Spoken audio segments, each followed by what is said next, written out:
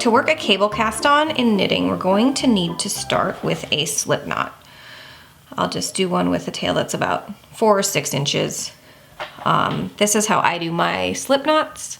You can do them however you like, but there is a tutorial for how I do slip knots on this channel. So we've got our slip knot, and we're going to put the needle with our slip knot on it in our left hand to start. We grab our right hand needle, and what we're gonna do to create the second stitch of this cast on is we're going to do a knitted cast on. So we insert our right hand needle in that slip knot, lengthen the loop that we just knitted, and put it back on the left hand needle with a twist like this.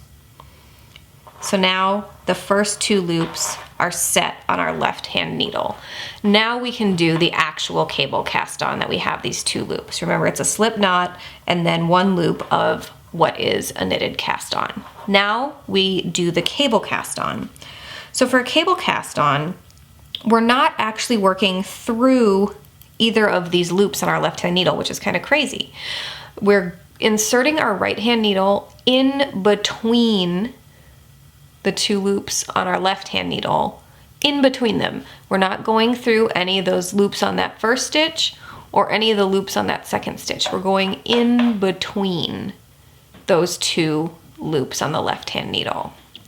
Now we yarn over and bring that yarn over between those 2 loops, lengthen them, and then just like we did for the knitted cast on portion of this cast on, we twist that loop and place it back on our left hand needle, tightening it up but not too tight.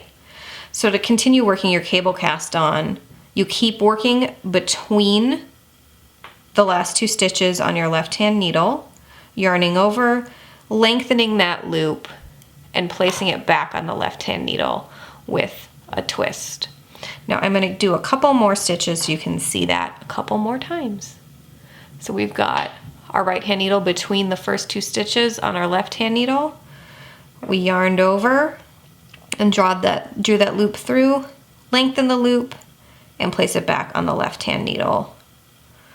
And one trick that I just did automatically that I should probably mention is I've inserted my right hand needle between that stitch we just added and the stitch before it.